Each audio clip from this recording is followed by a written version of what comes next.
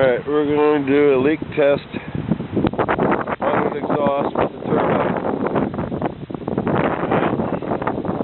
On the side you can see.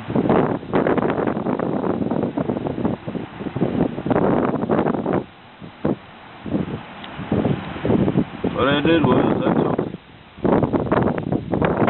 soap and water in a bottle that I can spray or stream. I know it's windy, it's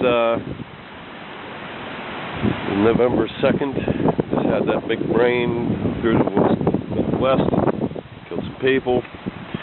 Alright, we're loaded up full of soap, water. Why is that doing what it's doing? So what I did was, I took a fitting, called a fern coat, 3-inch, dyno 2-inch, dyno adapter, dyno air, then I have 22 pound of pressure in there, okay? Don't want to run more than 22 pound of pressure. I don't know how much your intercooler can actually take, so I'm not going to bust it. So look at all them bubbles. Easy way to figure out how to find a leak.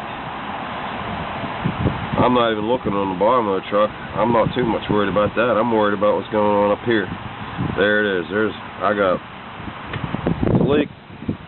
I mean, it does run, but I hear more than